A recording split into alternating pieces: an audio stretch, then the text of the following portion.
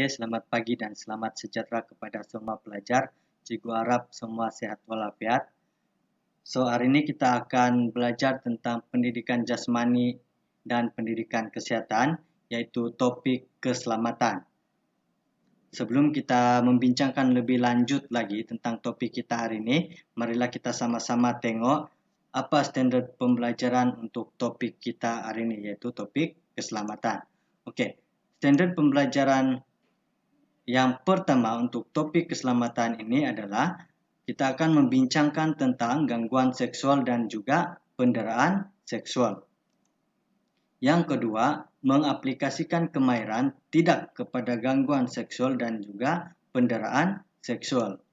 Dan standard pembelajaran yang ketiga adalah menjana idea cara untuk menangani gangguan seksual dan juga penderaan seksual. So,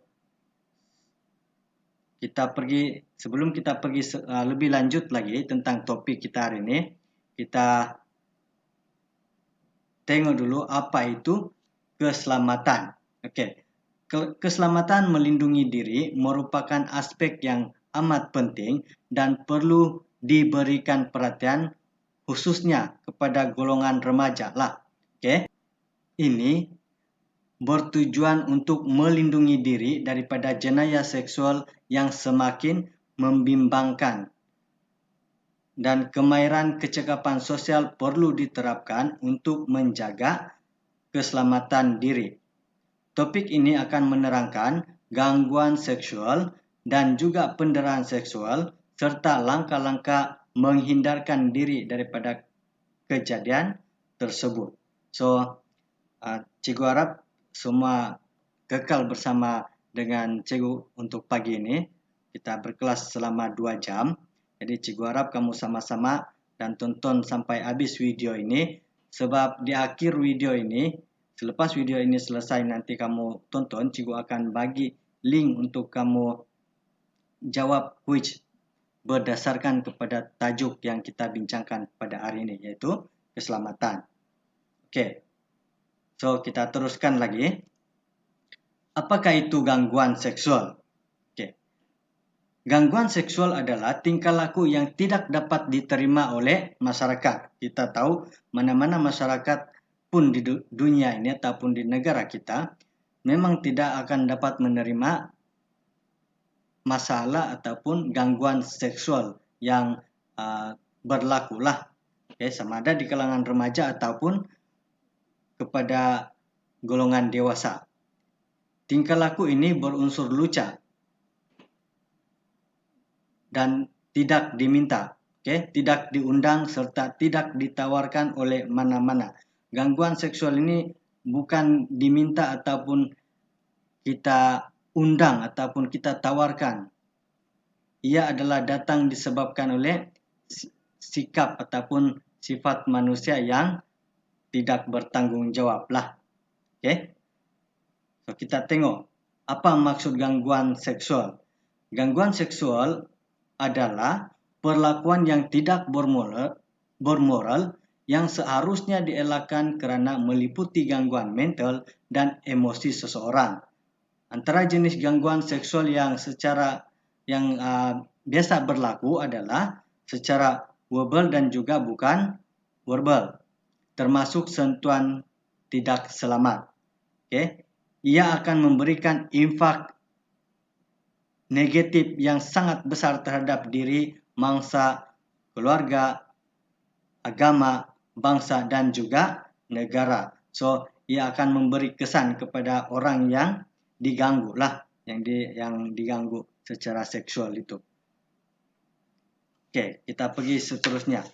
Setelah kita berkenalan tentang apa itu gangguan seksual, cikgu harap kamu sudah paham dan tahu apa itu gangguan seksual. Seterusnya kita pergi kepada penderaan seksual. Apa itu penderaan seksual? Penderaan seksual adalah sebarang perlakuan individu ataupun pelaku yang memaksa, memperdaya atau mengugut mangsa serta mendorong berlakunya hubungan seksual semata-mata memuaskan nafsu seksual si pelaku. Penderaan ini berlaku ataupun penderitaan seksual ini berlaku selalunya terhadap kanak-kanak, dan dilakukan oleh siapa? Antara pelaku penderitaan seksual terhadap kanak-kanak adalah yang pertama seseorang yang jauh lebih dewasa. Maksud dia itu yang sudah lebih besar ataupun sudah dewasa berbanding dengan mangsa lah. Ini merujuk kepada kanak-kanak dan golongan remaja lah. Sama ada dia pelajar sekolah atau sekolah rendah ataupun sekolah menengah. Jadi pelajar-pelajar semua kena berhati-hatilah. Okey. Dilakukan oleh siapa lagi? Dilakukan oleh seseorang yang berkedudukan ataupun berkuasa lah, yang mempunyai kuasa. Jadi apabila dia ada kuasa, dia boleh buat apa saja. Jadi disitulah berlaku penderitaan seksual terhadap kanak-kanak. Dan seterusnya adalah ia dilakukan oleh seseorang yang dikenali dan dipercayai. Kita selalu tengok di berita-berita ataupun di news ataupun mana-mana sama ada media sosial ataupun di TV yang berlakunya penderitaan seksual yang dilakukan oleh ahli keluarga sendiri. Jadi Cikgu harap selepas kamu ataupun kita belajar tentang topik keselamatan ini yang lebih kepada keselamatan diri, terutamanya golongan remaja, so kamu dapat mengelakkan diri sudah daripada diganggu oleh pengganggu-pengganggu gangguan seksual inilah, dan juga golongan-golongan yang melakukan gangguan seksual ataupun penderitaan seksual. Jadi kena hati-hati. Di luar sana memang banyak penjenayah-penjenayah yang kita tidak tahu. Jadi cikgu harap selepas kita mempelajari topik ini, kamu lebih berhati-hati dan lebih paham apa itu gangguan seksual dan juga penderitaan secara seksual. Bagaimana gangguan seksual itu berlaku? Banyak cara sebenarnya bagaimana gangguan seksual itu berlaku. Tapi di sini cikgu cuma listkan kepada 5 kaedah ataupun 5 cara bagaimana gangguan seksual itu berlaku. Yang pertama adalah melalui lisan. Contoh dia, si pelaku ataupun si pelakulah yang melakukan gangguan seksual ini, dia akan mengadakan teguran, komen, jenaka ataupun membuat bunyi dan soalan yang berbentuk lucah. So kalau kamu mendengar orang-orang yang ada seperti ini, so kamu kena hati-hatilah. Kamu abaikan dan tinggalkan, pergi beredar cepat-cepat. Yang kedua adalah melalui visual. Contohnya gambar ataupun video lucah. Contohnya kalau sekarang ini kita ada teknologi, kadang-kadang tiba-tiba kamu dapat email ataupun WhatsApp ataupun apa-apa bentuk komunikasi itu, dia akan antar kamu gambar ataupun video lucah. So kena hati-hatilah. So cara yang seterusnya adalah melalui fizikal. Melalui fizikal ini contohnya melalui sentuhan yang berniat untuk mengganggu. Contohnya tiba-tiba dia pergi sentuh kamu terutama yang kamu tidak kenal tiba-tiba dia sentuh kamu di bahagian-bahagian yang tidak sepatutnya dia sentuh tanpa kebenaran kamu. Itu merupakan salah satu contoh gangguan seksual melalui fizikal. Yang seterusnya adalah melalui isyarat. Itu adalah bagaimana gangguan seksual itu berlaku. Ada 5 cara lah. Jadi kena hati-hati. Kalau kamu ada yang kamu jumpa golongan-golongan yang melakukan perkara-perkara yang seperti yang cikgu bagi tahu ini, kamu kena hati-hati. Okey, jangan cuba-cuba untuk terpedaya ataupun termakan dengan dorang punya cara ataupun kaedah lah. Okey. Sebab apabila berlakunya gangguan seksual ini, dia akan memberi kesan yang sangat tidak baik kepada mangsa lah. Okey, di mana sekiranya ada gangguan seksual ataupun penderitaan seksual ini berlaku, maka mangsa akan mengalami gangguan emosi dan juga mental lah. Dia boleh mengasingkan diri dan lagi parah adalah dia boleh membunuh diri. Jadi kena hati-hati dengan orang-orang yang cenderung kepada melakukan gangguan seksual kepada golongan remaja ataupun kanak-kanak. Okey, kita teruskan lagi.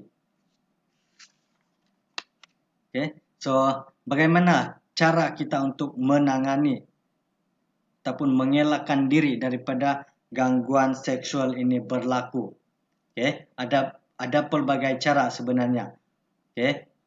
Jadi ini cikgu cuma menyatakan beberapa cara untuk menangani ataupun mengelakkan diri daripada gangguan seksual dan juga penderitaan seksual yang menimpa diri kita lah.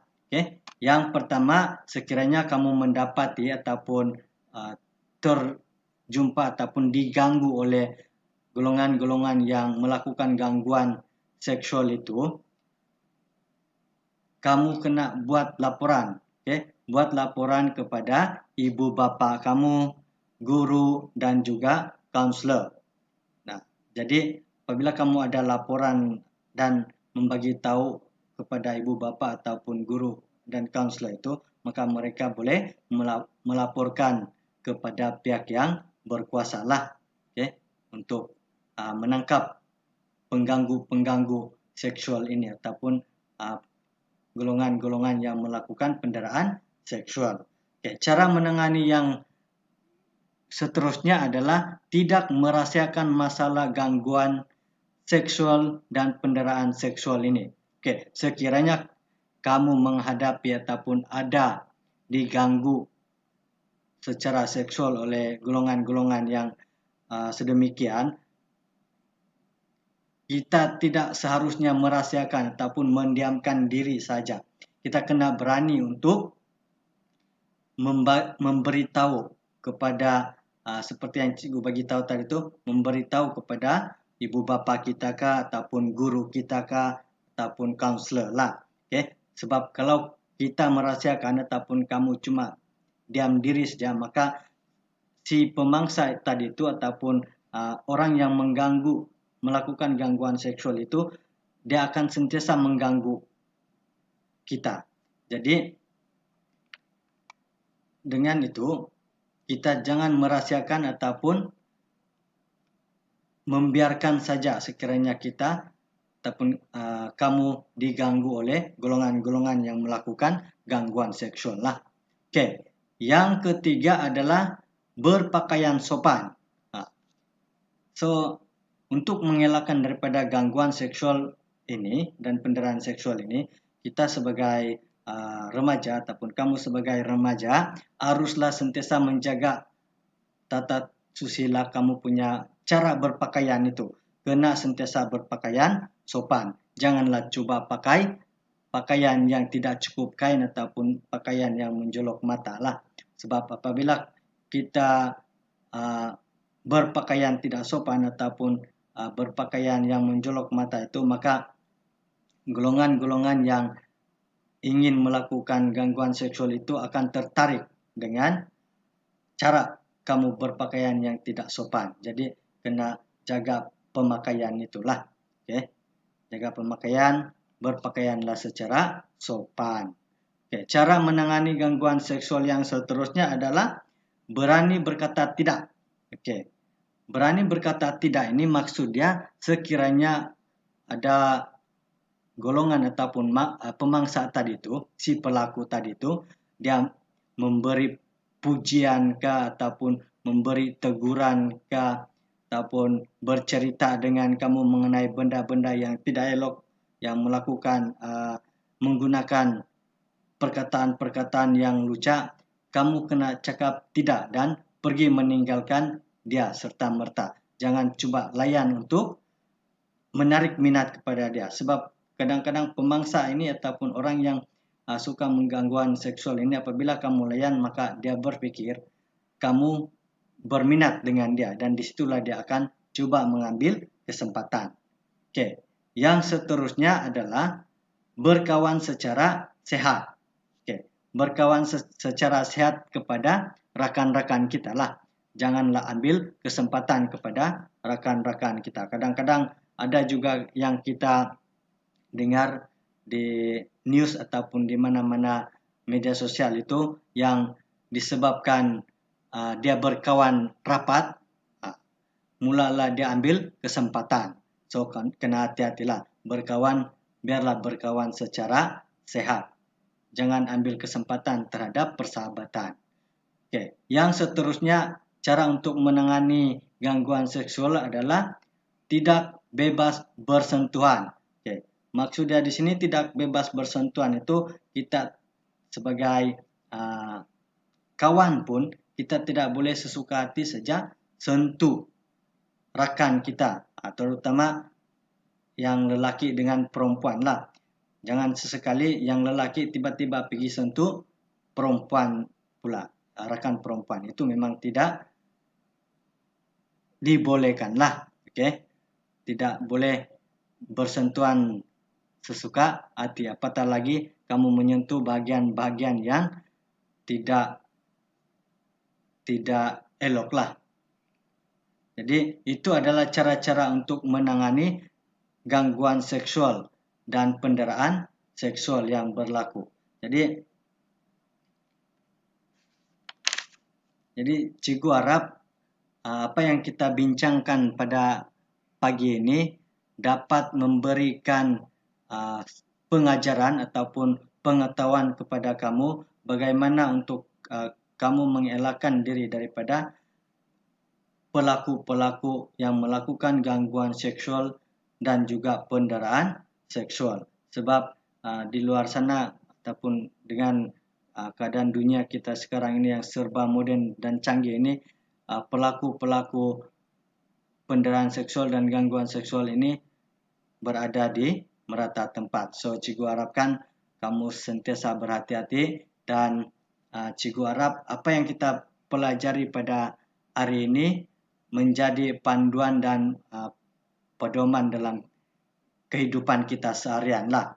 Okay? Sebab di sini kita sudah membincangkan tentang apa itu gangguan seksual, apa itu penderaan seksual, dan juga cara kamu menangani gangguan seksual itu.